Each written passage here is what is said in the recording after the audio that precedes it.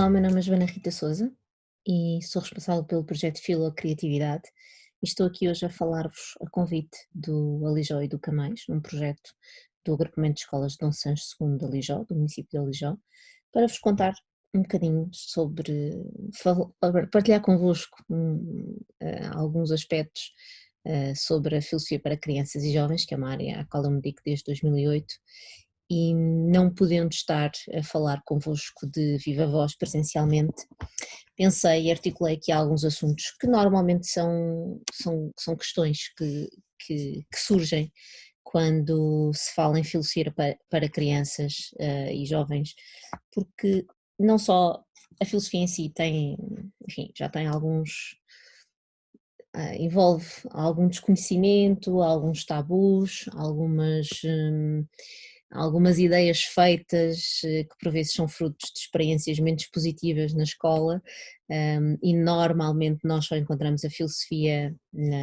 enfim, 10º ano, 11º, portanto com 15, 16 anos, e a filosofia para crianças aparece, ou pretende aparecer um pouco mais cedo, pretende aparecer, quem diz um pouco mais cedo, diz aparecer por volta dos 3, 4 anos. Portanto, imaginem jardim de infância, sala, a típica sala cheia de, enfim, de cores e de desenhos e de tudo aquilo que faz parte do jardim de infância, que lhe dá cor, que lhe dá vida, e são as crianças também sentadas normalmente em roda no tapete, e nesse dia, em vez de falarmos, enfim, daquilo que fizemos no dia anterior, ou daquilo que queremos fazer à tarde, nesse dia, nessa hora, vamos filosofar. Como é que isto se propõe com a crianças tão novas, tão jovens, e que não têm qualquer tipo de bagagem filosófica? Como é que isto acontece? Bom, para começar digamos que desvelar, a tirar aqui um bocadinho os véus sobre aquilo que é a filosofia para crianças e se calhar ajudar-vos a esclarecer algumas ideias que já têm. Eu tenho assim um conjunto de 10 perguntas que normalmente não são habituais de se fazer, e é a partir dessas 10 perguntas que eu vos vou tentar explicar o que é filosofia para crianças e jovens e aquilo que eu faço. Então a pergunta típica é: Joana, tu dás aulas de filosofia? Minha resposta é: bom, não no sentido convencional da filosofia, ou seja, ou no sentido convencional da aula. Eu não me sento para passar conteúdos às crianças, portanto esse não é o grande objetivo, não levo os diálogos platónicos ou a crítica de razão pura do Kant para servir enfim, de ponto de contacto com as crianças. Aquilo que eu faço não é o transmitir o conteúdo, mas sim ocupar um espaço e um tempo que por vezes pode ser chamado de aula, ou seja, nós podemos chamar-lhe aula, embora eu prefira chamar-lhe oficina, há quem lhe chame sessão, mas isso o nome nem é, assim, não é a coisa mais relevante, mas a ideia é que nesse espaço e no tempo nós possamos praticar a filosofia, mais do que haver alguém que normalmente é o adulto, que dá uma aula no sentido assim mais, enfim, mais formal do termo. Outra pergunta que é comum é perguntarem-me se eu sou professora. E eu, no, no seguimento da primeira pergunta, vou ser coerente e vou dizer não, no sentido clássico do termo, eu não sou propriamente professora, ou seja, eu não estou lá para passar um conteúdo, ou seja, e depois para fazer uma prova em que os alunos vão ser avaliados por esse conteúdo, por saberem em rigor aquilo que lhes foi transmitido. Não é esse o meu papel. O meu papel há vários nomes que nós podemos dar àquilo que eu faço. Há quem lhe chame facilitador, há quem lhe chame moderador, há quem lhe chame animador, também depende um bocadinho do contexto, de que língua é que estamos a falar, depende um bocadinho do país, mas por norma em Portugal nós chamamos o facilitador de filosofia para crianças, ou seja, eu estou ali para ajudar a fazermos um caminho de pensamento em conjunto, não propriamente transmitir conteúdos, mas estou mais preocupada em mantermos num determinado, enfim, percebemos que caminho, tomarmos consciência do caminho que estamos a seguir e perceber se estamos a manter essa investigação em curso e se estamos comprometidos com essa investigação em conjunto. Então o que tu fazes é pôr as crianças a conversar umas com as outras? Perguntam-me. E eu digo, não. E às vezes também me perguntam, então o que tu fazes é pôr as crianças a discutir.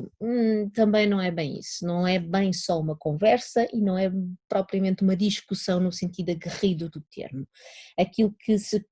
pretende na filosofia para crianças é que haja um momento de diálogo, ou seja, que haja um momento em que a conversa a existir tem um foco comum, tem um objetivo comum, há um compromisso do grupo em descobrir qualquer coisa, em investigar qualquer coisa, ir atrás de uma pergunta, e esse é o propósito, é o diálogo. É de facto nós estamos mesmo sentados,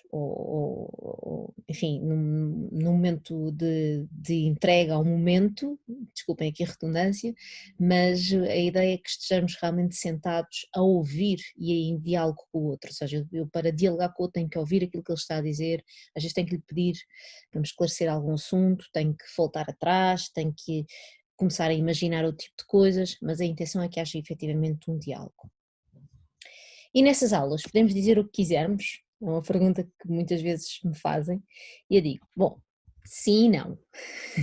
É uma resposta não é muito justa, não é? Parece assim um bocadinho. Sim e não, ou seja,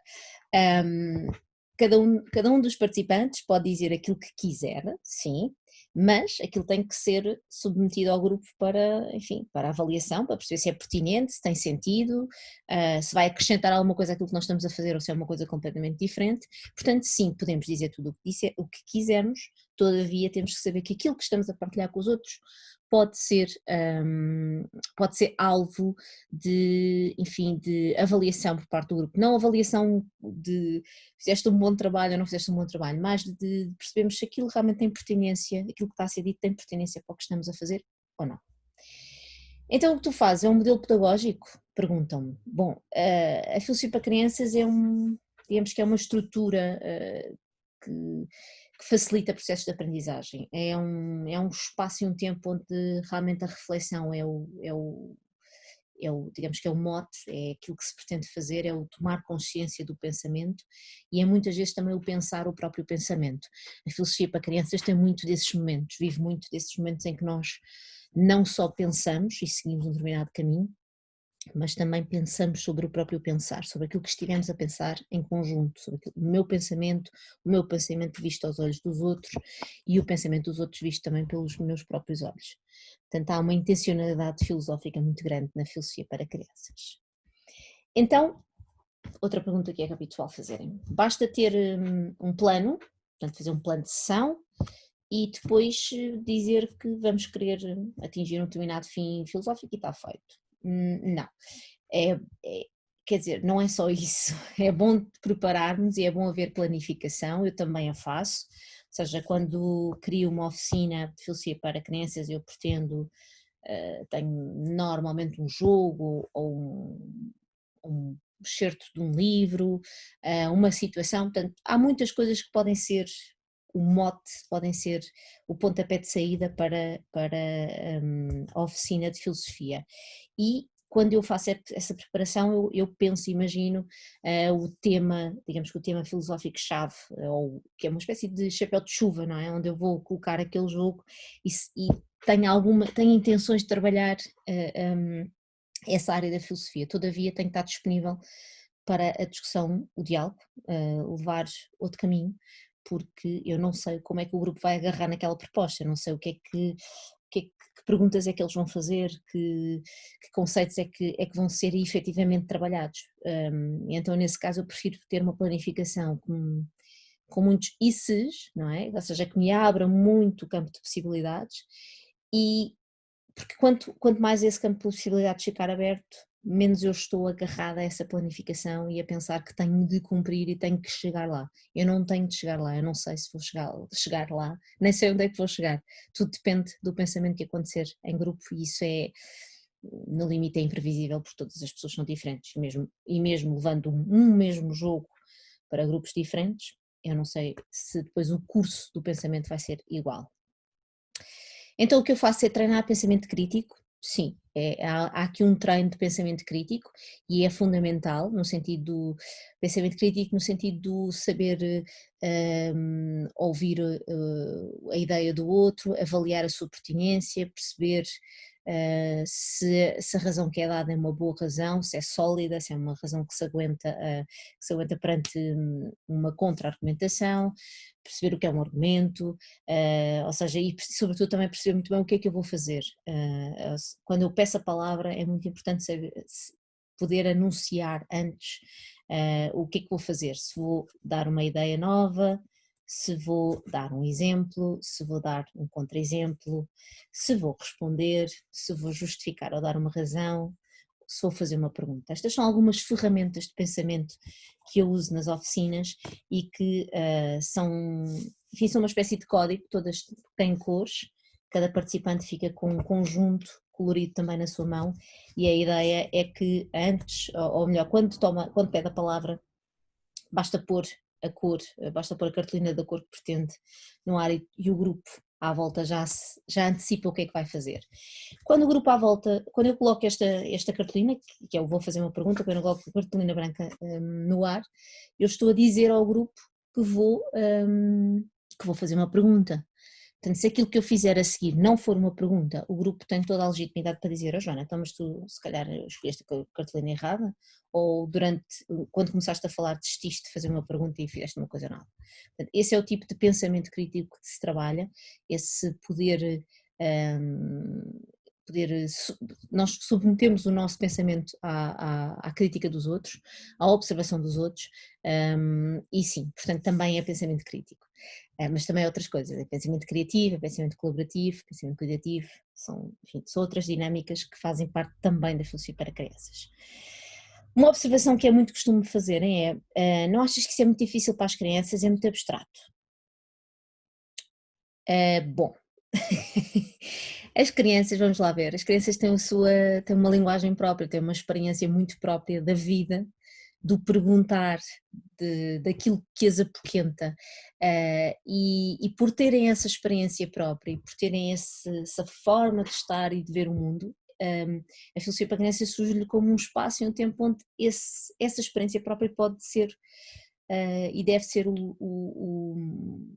aquilo que nos leva a pensar, ou seja, nós partimos da experiência das crianças, partimos da linguagem que elas têm, vamos buscar, vamos partir do concreto, daquilo que são as suas experiências, são as suas vivências e então depois fazemos o caminho para o abstrato e é a partir daí que se vai extraindo uma espécie de sumo filosófico daquilo que está a acontecer. Há outra pergunta que me é habitual fazerem, porque eu uso muitos jogos e os meus jogos são todos muito feitos à base de cartas, aquelas cartas que nós usamos para jogar, um baralho de cartas normal. E eu acabo por adaptar esses baralhos de cartas, colo umas etiquetas e a partir daí faço jogos. Vou ter a oportunidade de mostrar alguns num outro vídeo. E então às vezes perguntam-me se aquilo que eu faço é jogar às cartas com as crianças, porque vêm muitas fotografias em que se vêem as mãos dos meninos e enfim, cartas de jogar e eu, pronto, enfim, jogo às cartas no sentido em que eu uso muito a dinâmica do jogo, gosto muito de levar objetos que tornem palpável o pensamento, ou seja, se nós tivermos uma carta dessas com uma pergunta, a pergunta torna-se uma coisa que eu posso segurar, que eu posso emprestar ao outro, que eu posso levar dentro do bolso, portanto há aqui uma dinâmica mais de tornar mais concreto uma coisa que é abstrato e criar essa ponte, essa ligação entre a criança e o pensamento. Portanto sim, eu uso muitos jogos, gosto muito de usar quantos queres, é uma dinâmica também muito gira, tem um lado aleatório e criativo que pode ser interessante, mas a ideia é sempre, seja o que for o recurso, que seja um recurso simples, que tenha este lado do lúdico, do jogo, que eu acho que atrai, faz-nos ganhar a atenção e motivar o grupo para aquela tarefa. Outra pergunta que me fazem é se as crianças gostam. E aquilo que eu tenho a dizer sobre as crianças gostarem ou não, uma vez respondi isto a um pai e disse: olha, vamos lá ver. Sopa. Nem todas as crianças gostam de sopa. mas nós achamos que a sopa é uma coisa importante para se dar aos meninos, não é? Então continuamos a dar-lhes sopa, mesmo que eles não gostem assim tanto. Um dia em que lhes sabe melhor, há um dia em que até pedem uma sopa especial, há um dia em que não querem comer a sopa. Mas o importante é que lhes continuemos a dar sopa, ou seja, que lhes continuemos mesmo que eles não gostem sempre dos jogos da filosofia, que nós consigamos encontrar aqui formas de lhes captar a atenção e de lhes dar a praticar a experiência do pensamento. Portanto, nem todas gostam, há algumas que se conseguem conquistar, há algumas cujos ecos daquilo que gostaram ou não gostaram às vezes me chegam um pouco mais tarde, uns anos depois, e isso enfim, é muito enriquecedor para mim, deixa-me muito contente perceber que as sementes que se largam da filosofia para crianças muito cedo, continuam e às vezes só mais tarde é que se percebe se realmente aquilo, digamos que se as sementes dão algum fruto ou não. Até já e obrigada.